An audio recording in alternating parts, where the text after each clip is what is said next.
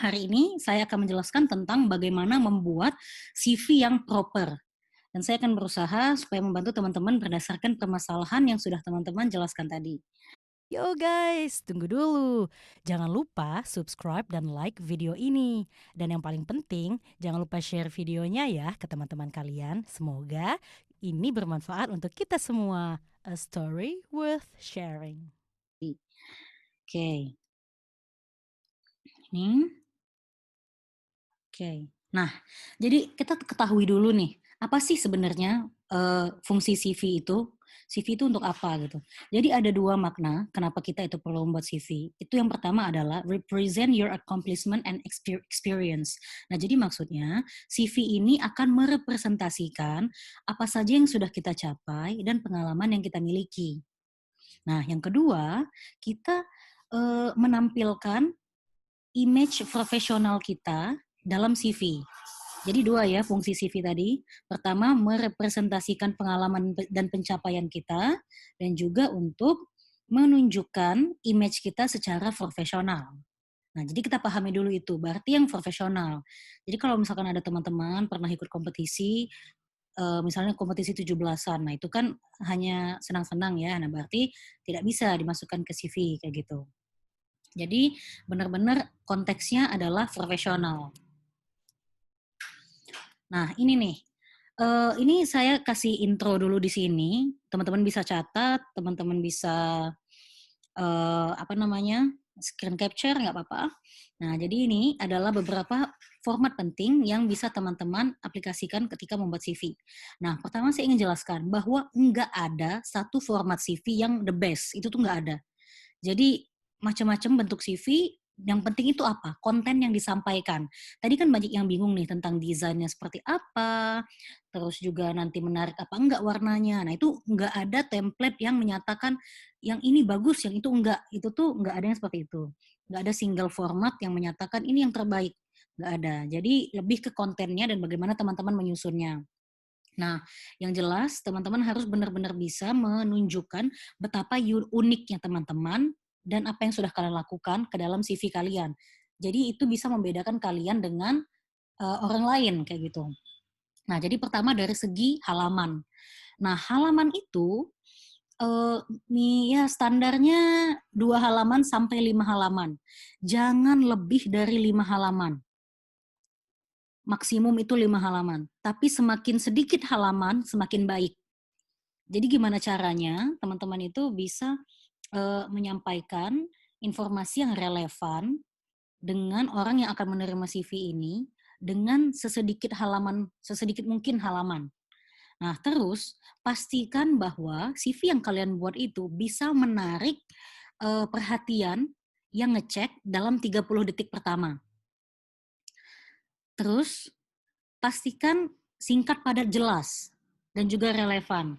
Nggak perlu dipanjang-panjangin. Jangan supaya kelihatan banyak deh yang aku kerjain. Jadi kalian nulis penjelasan banyak-banyak. Misalnya kalian ikut organisasi UI Golden. Terus kalian misalnya misalnya kalian punya pengalaman jadi moderator misalnya. Ya kalian nggak usah jelasin panjang-panjang kayak menjelaskan peraturan webinar. Ini, nggak usah kayak gitu. Singkat pada jelas aja. Karena mereka yang employer atau siapapun yang kalian tuju, entah itu untuk beasiswa, untuk bekerja, mereka nggak punya banyak waktu untuk ngecek CV karena banyak banget CV yang datang ke mereka. Nah, terus order. Nah, list items in reverse chronological order. Itu maksudnya adalah susunlah track record kalian itu berdasarkan tahun terbaru. Jadi misalnya, nah jadi gini guys, kalian itu apa yang harus kalian masukkan ke CV itu jangan dari kalian lahir sampai kalian dewasa. Itu terlalu lengkap. Uh, Employer atau pemberi beasiswa mereka tidak butuh tahu dari kalian lahir sampai kalian dewasa itu apa aja. Jadi maksimum itu 5 tahun terakhir. Apa pengalaman kalian, apapun yang sudah kalian lakukan selama 5 tahun terakhir aja. Dan itu pun dirunutkan berdasarkan kejadian yang paling baru. Jadi misal nih sekarang 2020, berarti diurutkan dari 2020, 2019, 2018 kayak gitu. Jadi bukan berdasarkan angkanya misalkan bukan yang pertama kejadian duluan, misalnya 2002, 2003, 2004, nggak kayak gitu, tapi 2004, 2003, 2002. Nanti contohnya saya tunjukin. Di sini saya jelasin petunjuk-petunjuk dulu untuk kalian. Nanti saya tunjukkan contoh-contohnya dan dengan lebih detail. Nah, sama ini S, sentence fragment. Nah, jadi upayakan ketika kalian itu menulis deskripsi di CV kalian itu, jangan full kalimat. Dan usahakan langsung bikin CV dalam bahasa Inggris saja. Tidak usah bahasa Indonesia. Karena zaman sekarang melamar kerja, mau ikut lomba, mau ikut daftar kerja atau apapun itu tuh notabene-nya mereka udah paham kalau misalkan bahasa Inggris. Daripada kalian bikin CV bahasa Inggris dan CV bahasa Indonesia, langsung aja bikin CV bahasa Inggris. Nah, dan ketika kalian menulis deskripsi, itu nggak perlu full kalimat. Jadi nanti saya tunjukkan contohnya ya, dan juga kurangin artikel-artikel kayak a, and, the, gini-gini, dan jangan pakai I. Misalnya kalian menjelaskan pengalaman organisasi, I have experience, bla bla bla. Saya pernah mengalami ABCD. Nah, nggak usah kayak gitu. Langsung aja apa yang kalian alami itu kalian tuliskan. Menjadi moderator, menjadi pembicara, kayak gitu. Langsung to the point. Jadi nggak usah banyak artikel-artikel yang tidak perlu. Nah, sama style. Style ini profesional, terus juga nggak usah yang ada garis bawah, nggak usah dimiring-miringin, nggak usah yang ada huruf-hurufnya, nggak usah desain yang aneh-aneh lah. Nah, dan juga pastikan CV yang kalian buat ini benar-benar sesuai dengan uh, background kalian. Karena misal ya, kalian backgroundnya itu anak komunikasi. Tentunya akan berbeda dengan anak kedokteran CV-nya. Karena apa? Anak komunikasi itu kan bekerja di bidang kreatif. Jadi tunjukkanlah kreativitas kalian dalam CV. Nah, begitu juga misalkan kamu anak kedokteran. Ya tunjukkanlah betapa eh, kedokterannya kamu gitu lewat CV-mu kayak gitu. Jadi pastinya desainnya, warnanya, kalimatnya itu akan berbeda. Dan semakin kamu itu berkecimpung di industri kreatif, semakin tunjukkan betapa kreativitas kamu lewat CV ini. Nah, match yaitu tailor your CV to the position, purpose, sama audience. Nah, jadi ini kalau saya bikin 2 CV. Pertama itu adalah CV yang memuat seluruh pencapaian saya dan pengalaman saya dari S1 sampai saya lulus S2. Nah, tapi ketika saya mau daftar pekerjaan, saya mau daftar sesuatu program, saya sesuaikan. Saya buat CV satu lagi yang relevan dengan yang diinginkan oleh pemberi pekerjaan atau pemberi beasiswa ini. Nah, jadi jangan kalian itu punya satu CV yang memuat segala hal, terus kalian serahkan CV itu mentah-mentah. Nah, itu boleh untuk kalian simpan sendiri. Tapi ketika CV itu mau kalian jual, mau kalian kasih ke orang lain, nah pastikan informasi yang kalian muat di CV itu relevan dan uh, dan personalized. Maksudnya itu memang tertuju untuk organisasi ini aja, tertuju untuk pemberi pekerjaan ini aja, kayak gitu. Jadi misal kalian daftar 10 pekerjaan berbeda. Nah, kalian harus bikin 10 CV berbeda yang memuat informasi yang relevan dengan sesuatu yang kalian daftar tersebut. Seperti itu. Nah, ini adalah outline apa yang akan saya jelaskan. Oke. Jadi tentang desain CV. Nah, kalau teman-teman buka ini ya, canva.com. Jadi oke, kita buka di sini canva.com. Nah, ini canva.com ini adalah website gratis di mana teman-teman bisa bikin banyak hal seperti poster, infografik, Instagram, dan segala macam. PPT juga bisa. Nah, saya selalu bikin macam-macam itu di sini. Nah, jadi teman-teman, nah ini ada contoh nih, resume di sini. Kalian tinggal klik. Nah, nanti itu akan muncul banyak banget template untuk membuat CV yang bisa teman-teman jadikan acuan. Jangan ini ya, jangan mentah-mentah juga. Jangan diikutin mentah-mentah, tapi disesuaikan dengan background kalian masing-masing. Jadi ada yang professional resume, modern. Nah ya, untuk teman-teman ketahui, resume ini ya seperti CV lah, semacam-macam CV. Cuman beda negara, beda menyebutnya. Nah, ini ada banyak macam template yang bisa kalian ikuti sesuai dengan background kalian dan tujuan kalian membuat CV tersebut. Nah, ini adalah beberapa contoh CV yang sudah saya pilih. Nah, pertama adalah seperti ini, terlihat profesional. Nah, pertama saran saya adalah ketika kalian membuat CV, tidak perlu memasukkan foto. Tidak perlu memasukkan foto kalian kecuali diminta. Karena misal kalian daftar pekerjaan pun akan ada application form sendiri di mana kalian akan memasukkan foto. Jadi di CV itu tidak perlu ada foto. Nah, jadi contoh lainnya adalah seperti ini. Tidak ada foto, tidak usah ada foto. Nah, ini macam-macam juga ya. Ini kalau yang sedikit lebih formal, ini atau yang lebih ada kayak infografik. Nah, seperti ini. Nah, khusus untuk kalau kalian mau daftar sekolah lagi ke luar negeri atau bekerja di luar negeri, khususnya negara Eropa. Nah, Eropa ini mereka memiliki format CV tersendiri. Namanya Europass. Jadi ada websitenya sendiri, teman-teman bisa googling, itu namanya Europass. Ini adalah kurikulum vitae yang biasa dipakai di daerah Eropa. Nah, nanti teman-teman bisa langsung memasukkan datanya di website tersebut. Nanti akan langsung jadi seperti ini. Kayak gitu. Di website tersebut. Nah, seperti yang saya bilang tadi, kecuali memang diminta untuk memasukkan foto, sebaiknya di CV itu tidak usah ada foto. Seperti itu. Oke. Terus apa lagi? Verb, oke. Nah, jadi tadi kan ada yang bingung nih, gimana sih cara mengekspresikan diri dalam bentuk tulisan di dalam CV supaya menarik dan sejenisnya. Nah, kayak gini ya. Jawabnya singkat aja, ngapain kayak gitu. Nah, sebagai contoh, saya akan menampilkan ini adalah referensi dari ini adalah referensi dari Harvard tentang membuat CV. Nah, terkait dengan kata-kata, kata kerja atau ya verb yang bisa teman-teman gunakan untuk mendeskripsikan pengalaman dan pencapaian kalian. Nah, jadi misal kerjaan kalian itu misalkan di bidang finance. Nah, berarti kalian bisa menggunakan salah satu verb di sini. Misalnya estimated next year financial account misalnya. Atau kalau kalian di bidang kreatif, misalnya created 3 movie misalnya. Atau created an exhibition, membuat sebuah pameran. Nah, jadi kalau teman-teman bingung, aduh, kata apa sih yang harus dipakai di CV aku?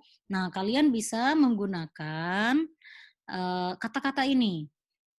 Ini nanti recording dari apa namanya? Webinar ini akan saya taruh di YouTube channel saya. Jadi teman-teman bisa buka lagi untuk melihat-lihat informasi yang sudah saya bagikan saat ini. Nah, begitu juga kalau misalkan teman-teman ingin menjelaskan tentang pengalaman kalian di bidang research, di bidang penelitian atau analis. Nah, jadi kalian bisa menggunakan kata kerja ini untuk mengekspresikan hal apa saja yang sudah kalian lakukan sebagai seorang peneliti misalnya. Atau kalian guru, atau pernah menjadi pengajar, madrasah atau apalah sejenisnya. Yang teman-teman dari pesantren juga misalkan. Nah, kalian bisa, ini nih yang teach. Di sini, itu kalian bisa memilih. Misalnya, nah kalian membuat proyek apa ini? Collaborated with another teacher, misal berkolaborasi dengan guru lain untuk membuat kelas interaktif, misalnya kayak gitu. Atau ya macam-macam. Ini adalah kata kerja yang bisa teman-teman gunakan. Ini untuk kalau kalian itu pernah memiliki posisi manajer, lead, ketua organisasi, atau ketua divisi, atau ketua kelas, itu bisa. Atau ketua jurusan, dekan, nah itu bisa nih. Menggunakan kata-kata kerja di list ini. Kayak gitu. Oke, nah sekarang saya akan tunjukkan salah satu contoh format, apa namanya, CV dari University of Melbourne, Australia. Nah, jadi di atas kalian bisa nulis nama kalian, terus juga kalian bisa nulis email, nomor telepon, sama LinkedIn. Nah, LinkedIn. Jadi untuk teman-teman yang belum punya LinkedIn account, kalau kalian berkecimpung di dunia profesional, saran saya segera bikin LinkedIn account. Kalau ada yang bingung LinkedIn account itu apa, LinkedIn account itu seperti ini contohnya. Nah, jadi teman-teman masuk ke linkedin.com dan teman-teman bisa membuat profile teman-teman sendiri. Nah, jadi ini CV versi online. Nah, di sini teman-teman juga bisa terus mengupdate CV kalian dan akan dilihat oleh pencari kerja. Kalian juga bisa mencari kerja di sini dan juga berkoneksi dengan orang-orang lain secara profesional. Kalau kalian aktif di Facebook, kalau kalian aktif di Instagram, itu kan untuk hiburan ya, untuk senang-senang. Nah, tapi kalau kalian itu butuh social networking site yang profesional levelnya, nah itu kalian harus menggunakan linkedin.com. Nah, bagusnya di LinkedIn ini, kalian itu bisa memasukkan skill yang kalian miliki dan meminta orang lain untuk mengendorse skill tersebut. Jadi misal nih kayak saya bilang oh saya ada skill ABCD. Nah, di LinkedIn ini saya bisa menerima apa ya kayak dukungan orang lain yang membenarkan bahwa oke Ria benar-benar memiliki skill itu loh kayak gitu. Nah, jadi nanti para pencari kerja pun akan melihat oh ini nih dia ini ternyata sudah terbukti dia disupport oleh orang A, B, C kayak gitu. Nah, kemudian kembali lagi ke CV dari University of Melbourne. Nah, ini teman-teman bisa lihat ya. Di sini ada profile. Sama di contoh CV yang di canva.com tadi juga ada profile. Profile ini singkat menjelaskan tentang siapa diri kalian dan bagaimana relevansinya track record kalian terhadap apa yang ingin kalian tuju, entah itu mau sekolah lagi ataupun mau bekerja di bidang tertentu. Itu kalian nulis di profile. Education, biasa ya, education. Ini misalnya kalau kalian mahasiswa baru, ini bisa S1 dan pas SMA. Tapi kalau kalian udah S2, bisa S2 dan S1. Kayak gitu, education. Terus, nah sisanya ini itu menyesuaikan dengan apa yang sudah kalian lakukan. Jangan jadi semua template yang kalian temukan di luar sana itu jangan mentah-mentah diikutin. Tapi jadikanlah itu referensi. Nah, isinya itu harus benar-benar disesuaikan sesuai kebutuhan kalian. Nah, kalau ini ada professional membership and development. Nah, jadi kalau untuk mahasiswa misalnya pengalaman organisasi. Nah, relevant experience juga sejenisnya. Atau misalkan kalau misalkan bekerja. Nah, ini kalau kalian ikut pernah menjadi relawan, entah itu mengajar di desa, membuang apa namanya ikutan poskamling misalnya atau macam-macam. Itu bisa kalian masukkan di pengalaman relawan, menjadi relawan. Kenapa volunteer experience ini penting banget? Karena banyak banget pemberi pekerjaan di luar sana ataupun orang yang ingin memberikan beasiswa, mereka melihat, oh ternyata anak ini dia mau loh bekerja dengan tulus ikhlas tanpa dibayar, terbukti dari dia banyak pengalaman menjadi volunteer. Volunteer ini adalah relawan.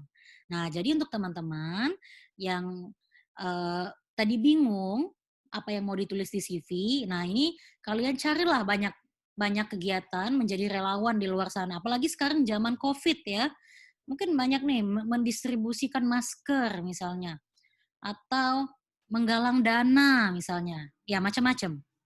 Nah, referees ini adalah apa namanya orang yang merekomendasikan kalian, misalnya dosen atau bos kalian di tempat kerja sekarang. Nah, itu bisa menjadi referees kalian, kayak gitu. Nah, kemudian saya akan tunjukkan Tunggu apa lagi ya tadi? Kita lihat dulu.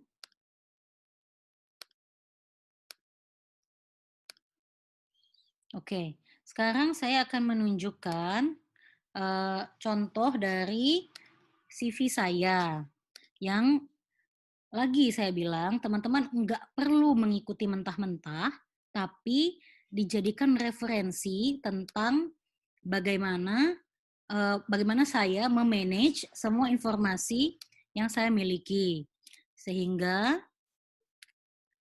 itu tidak sehingga itu efektif untuk dibaca kayak gitu. Oke. Pertama saya akan tunjukkan terlebih dahulu CV saya ketika saya mendaftar beasiswa untuk studi ke Australia. Itu tapi ini udah lama banget ya CV ini, sekitar tahun 2018. 2017. Saya menggunakan CV ini di tahun 2017. Waktu itu saya belum tahu kalau nggak perlu foto. Jadi saya itu jadi waktu saya di Australia, saya ada mentor yang membimbing saya dalam membuat CV dan semacamnya. Dan dia menjelaskan kepada saya bahwa foto itu nggak perlu ada di CV. Nah dulu saya nggak tahu. Dulu saya itu ini CV yang saya tunjukkan sekarang ini adalah CV yang saya gunakan untuk mendaftar beasiswa LPDP, beasiswa Turki, dan beasiswa Australia. Nah, jadi bisa teman-teman lihat. Ini saya bagi menjadi dua. Sebelah kiri ini tentang kontak, tentang skill, language, dan semacamnya. Sebelah kanan ini tentang education, achievement, training yang pernah saya ikuti. Begitu juga di bawah sini, hobi, publikasi, itu ada di sebelah kiri. Dan di sebelah kanan ini tentang pengalaman organisasi. Seperti itu. Nah, warnanya, jadi kalau orang human resource itu biasanya mereka itu melihat karakteristik kalian dari warna-warna yang kalian pakai. Nah, jadi usahakan warna yang kalian pilih itu benar-benar merepresentasikan diri kalian kayak gitu. Jadi orang nggak salah kaprah. Nanti kalian nggak taunya, nah ini nih, kurikulum vitae, nama. Nah di bawah nama ini adalah profile. Jadi kalian itu orangnya seperti apa sih kayak gitu. Kalian tuh orang seperti apa kayak gitu. Nah kemudian setelah saya belajar lebih banyak lagi tentang membuat CV yang profesional, akhirnya ketika saya lulus dan saya mau bekerja, akhirnya saya membuat CV lain. Nah ini Nah, karena sebenarnya informasi yang saya sampaikan itu banyak banget. Tunggu. Nah ini, informasi yang saya sampaikan itu banyak banget, akhirnya saya pepet-pepetin lah. Akhirnya semua yang saya pepetin ini menjadi 2 halaman. Sebenarnya kalau saya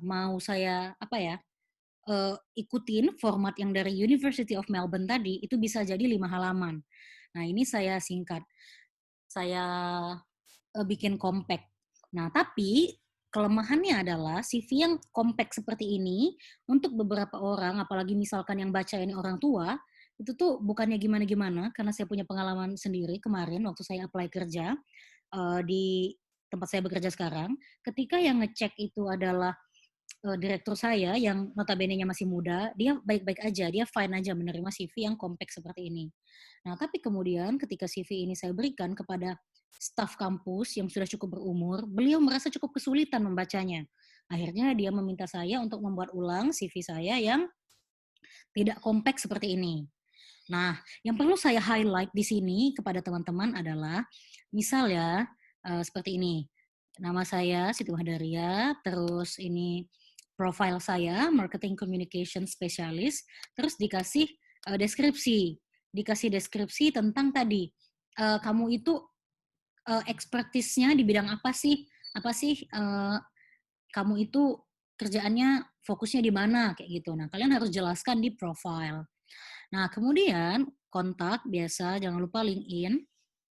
Nah, terus education, terus project kalian masukin. Nah, dan juga, nah ini working experience.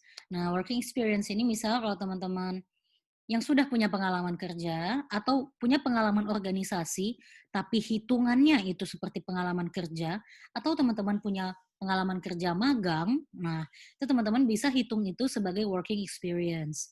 Nah, jadi ketika kalian ini nih ya, saya jelaskan bedanya bagaimana deskripsi saya di CV yang ini dan CV saya yang dulu. Misal di CV saya yang ini, deskripsinya adalah produce action newsletter. Ini misalnya. Nah, ini adalah memproduksi satu buletin yang bekerja sama dengan bla bla bla. Memproduksi belasan konten. Di sini juga menjalin kerjasama dengan 5 institusi, mengajar 27 mahasiswa, membuat 7 workshop, mengadakan 5 webinar, dan mengasistensi 2 mahasiswa. Nah, ini ada angka-angka di sini. Nah, coba kita lihat dengan deskripsi sebelumnya, yang di sini. Nah, working experience. Lead and control the flow of talk show. Memimpin dan mengontrol talk show. Mengorganize program. Mendampingi mahasiswa. Nah, ini kan mengajari mahasiswa. Kayak gitu. Jadi di sini deskripsi yang saya miliki di CV saya yang dulu itu adalah mendeskripsikan pekerjaan saya. Misal, saya sebagai former head, sebagai mantan ketua panitia, sebagai mantan ketua panitia. Inilah kerjaan yang saya lakukan. Nah, sebenarnya kalian jangan menuliskan pekerjaan kalian tuh apa di sana. Jangan menuliskan deskripsi pekerjaan kalian. Tetapi yang harus kalian sampaikan di sana adalah selama kalian itu melakukan pekerjaan itu, apa saja yang kalian capai. Nah, seperti saya, ketika saya menjadi International Partnership Associate, yang sudah saya lakukan, yang sudah saya capai adalah membuat 7 workshop, mengadakan 5 webinar, mendampingi 2 mahasiswa, kayak gitu. Jadi, begitu juga yang lainnya sebagai contoh ini.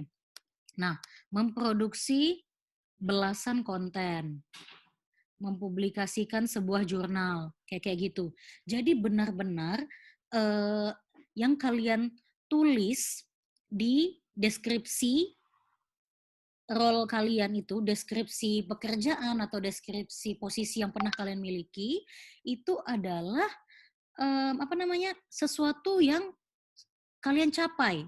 Jadi bukan apa yang kalian lakukan, tapi apa yang kalian capai dari yang kalian lakukan itu. Kayak gitu.